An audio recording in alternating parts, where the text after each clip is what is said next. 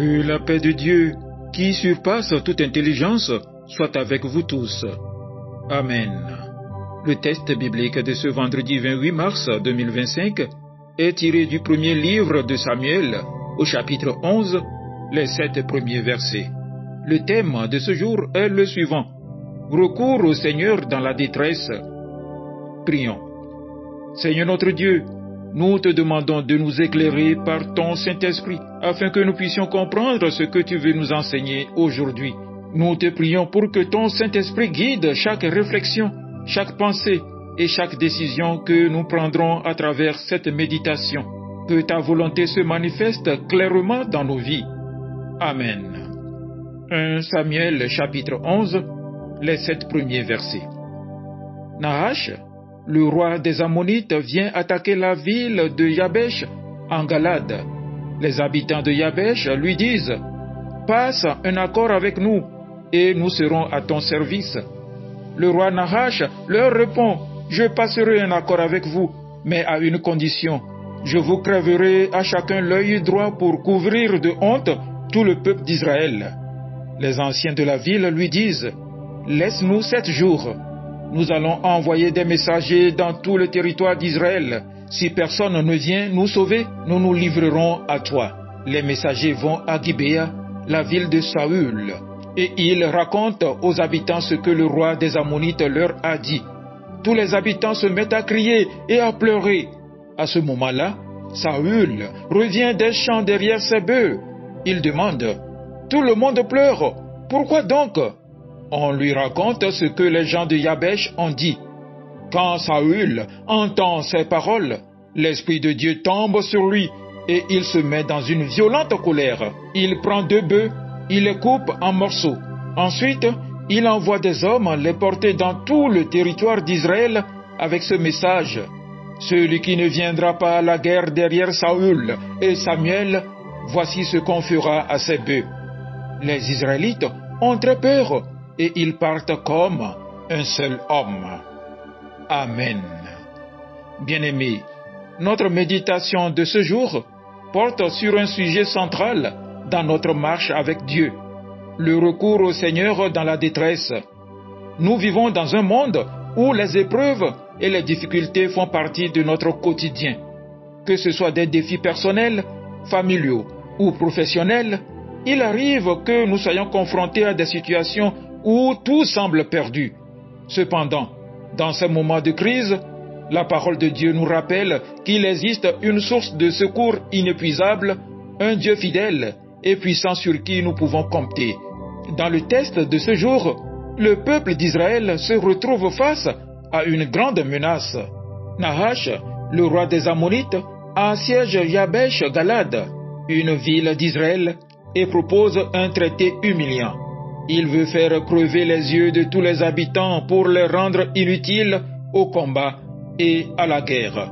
C'est dans cette situation de profonde détresse que le peuple d'Israël prend une décision cruciale. Ils appellent à l'aide. Prenons un moment pour examiner ce texte et découvrir des principes pratiques pour notre propre vie. Les habitants de Yabesh Galade sont dans une situation désespérée. Leurs ennemis sont puissants et ils se sentent vulnérables. Ils savent qu'ils ne peuvent pas s'en sortir seuls. Dans ce contexte de désespoir, le recours à Dieu n'est pas un acte passif, mais une démarche active.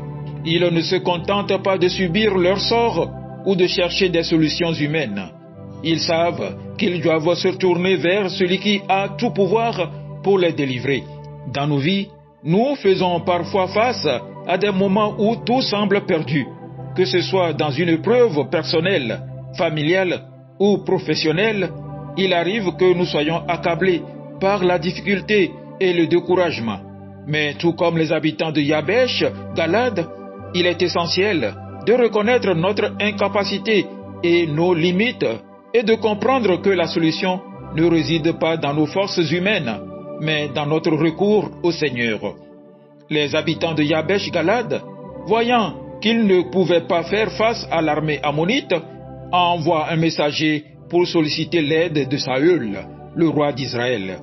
Leur appel est une démarche pleine d'humilité, car ils savent que seul Dieu, agissant à travers un homme de foi comme Saül, peut les sauver. Leur appel à Saül est aussi un appel à Dieu, car ils savent que leur salut dépendra de la sagesse et de l'intervention divine. Saül, à son tour, est rempli de l'Esprit de Dieu lorsqu'il entend cet appel. Il réagit avec colère, mais aussi avec une action déterminée. Il rassemble l'armée d'Israël et mène une attaque décisive contre les Ammonites, remportant ainsi la victoire. Ce n'est pas la puissance militaire d'Israël qui est le facteur décisif, mais l'intervention de Dieu dans la situation désespérée du peuple. De la même manière, dans nos moments de détresse, Dieu attend de nous que nous fassions appel à lui. Il ne se contente pas de nous voir souffrir en silence, mais il attend notre demande de secours. Il nous invite à nous tourner vers lui avec foi et confiance, car il est celui qui a le pouvoir de transformer les situations les plus désespérées. Chers frères et sœurs, ce passage nous rappelle que le recours à Dieu dans la détresse commence par une prière sincère, une humble reconnaissance de notre dépendance à Dieu. C'est dans ce cadre d'humilité que Dieu agit souvent. Il nous appelle à reconnaître que, même si nous devons parfois prendre des mesures concrètes, c'est lui qui est à l'origine de notre victoire. Lorsqu'on se trouve face à des épreuves insurmontables, la prière devient la porte d'entrée vers la grâce de Dieu.